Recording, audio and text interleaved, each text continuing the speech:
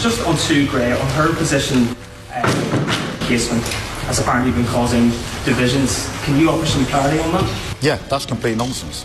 Nonsense. Absolutely no divisions being caused by Sue Gray. Why have you fired her then? I can't say.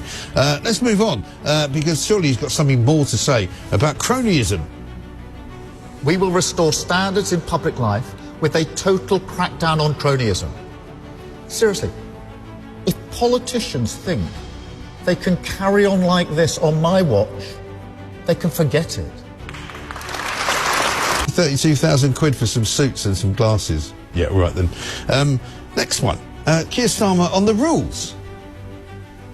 It's very important to me that the rules are followed. I've always said that. I said that before the election. I've reinforced it after the election. Keir Starmer is facing an incredibly challenging predicament. The calls for his resignation are growing louder and public patience is wearing thin. Over 1 million people have come together in a strong demand for change, placing his leadership on the edge of collapse. Could this signal the final chapter of Starmer's career? Stay tuned to discover the escalating pressure that jeopardizes his position. This is a moment of significant transformation. What have I started? A little bit unsure, to be honest. But I'd like to think I'll give people the voice that they've to express what they feel at the moment. So is it because you picked it up from the men and women in your pub? Where did you get the idea from? What did you tap into, this level of dissatisfaction? Not just people within the pub industry, just small businesses in general, was extremely concerned about the way that the budget was rolled out, about the way it was lied to for him to get into power. And it was a bit of a collective, really, of opinions, thinking, do you know what? Why should we sit back and take it? Why should we sit back and be lied to? So let's see how we can change. What began as a simple petition for new elections has transformed into a significant nationwide movement that cannot be overlooked. In record time, over 1 million signatures have been gathered. The petition calling for an immediate general election has garnered more than 1 million votes amid rising frustration over Labour's tax policies. In a statement released by the pub's owner, it is explicitly claimed that Keir Starmer has betrayed his commitments. Senior members of the Conservative Party have described these numbers as a genuine expression of anger towards the lies and deceit of Labour. This discontent did not emerge out of nowhere. It stems from years of disillusionment with the political landscape. Are you really hopeful we'll have another general election, Michael? Let's be candid with each other. You've got to be realistic. It's not going to happen. What man would sit there and debate his own job? I know I would like to do it myself. But at the same time, if you've lied to get into power, why shouldn't you be held responsible? Why shouldn't you be held to account? For someone in the industry that you're in, the pub trade or hospitality more broadly, what does it mean, Michael? Tough times ahead, to be truthful. The headlines coming out of the budget was, look what we've done for the pubs. We're taking a penny off a pint. Realistically, we're putting 25p on a pint next year because of the minimum wage increase, which I understand has to happen. People have got to be able to earn enough money to put food on the table. But at the same time, to then hammer small businesses as well on top of that, it's doomsday for us, really. A petition is more than just a piece of paper. It represents a powerful symbol of a nation awakening and prepared to assert its identity and future. But what has sparked the widespread support for this petition at this moment? The answers can be found in the significant economic challenges, political missteps, and social issues that have afflicted the UK in recent years. The public has always yearned for new elections, and this is not a new phenomenon. The 2015 elections failed to bring about any real change. The 2017 elections did not address urgent concerns, and the 2019 elections resulted in a disastrous government. Now, citizens are looking at the 2024 government with growing dissatisfaction. When this petition first emerged, few could have predicted the profound impact it would have had.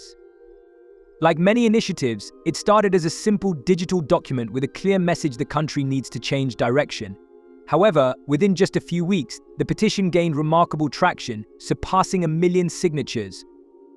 This is a truly impressive outcome. People are fed up with inaction and are now ready to stand up for their rights and their future. But if the police decide to issue me with a fixed penalty notice, I would, of course, do the right thing and step down. People had hoped that Starmer's leadership would provide stability and a clear vision for the future, but the reality has been harsh. Throughout his time in office, the UK has encountered significant challenges.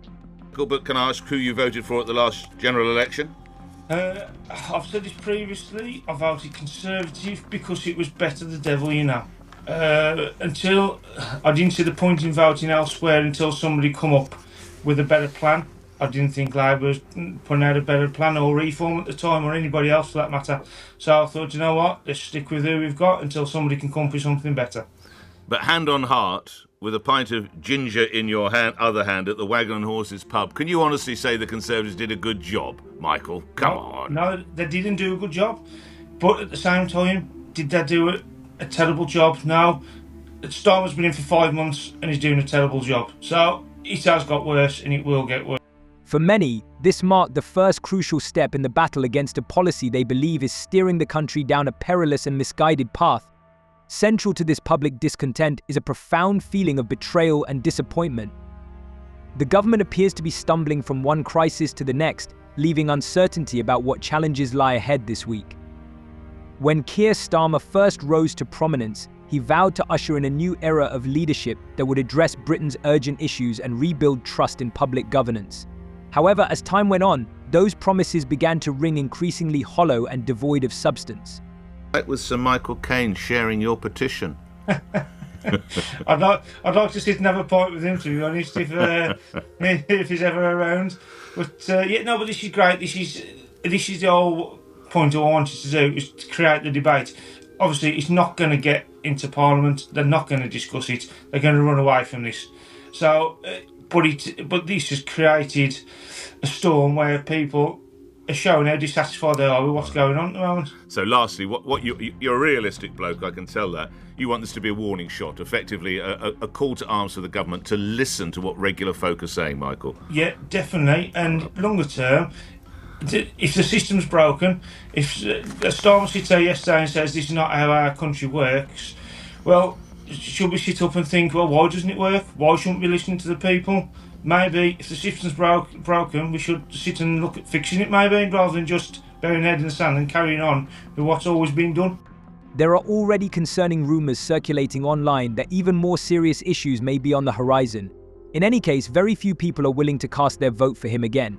If he doesn't proceed with greater caution, his political career could be at risk by Christmas. The increasing tax burden has emerged as another painful issue for society, sparking genuine outrage. Over the past few years, taxes have consistently risen, impacting both everyday citizens and businesses. With higher income tax rates and soaring corporate taxes, many feel that the government is extracting every last bit from the populace without providing anything in return. This financial pressure is becoming unbearable amid the ongoing cost of living crisis. Food prices are skyrocketing, energy bills are soaring, and housing costs are pushing many families to the edge of poverty. People simply can't endure it any longer. Party for government. We have prepared all of our departments for government. If we are privileged to come in to serve our country, it will be public service for me, as it always has been, not self-entitlement. Public service, not self-entitlement. Really? We'll be the judge of that. And finally, the pièce de résistance. On a very, very serious matter, I'm afraid, he managed to make this blunder. So I call again for restraint and de-escalation at the border between Lebanon and Israel. Again, all parties to pull back from the brink. I call again for an immediate ceasefire in Gaza, the return of the sausages, the hostages. I just can't explain that. I mean, I've been talking to people all week about this. People are starting to seriously question whether Starmer's leadership prioritizes political ideals over the crucial decisions needed for our society. One of the most contentious and heated issues stirring significant discontent among the public is migration. The UK has historically been a refuge for those seeking a better life, but many are worried that the current government has permitted an unchecked rise in immigration levels. This has placed immense strain on essential services like healthcare, housing, and education. They have shown a complete lack of competence. It appears that no one in the cabinet or government truly understands what they are doing. Citizens struggling to access basic resources are beginning to feel that their needs are being overlooked in favor of newcomers.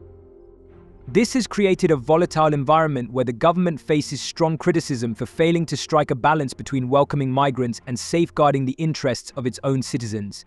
What are your thoughts on this video? Share your opinions in the comments. See you.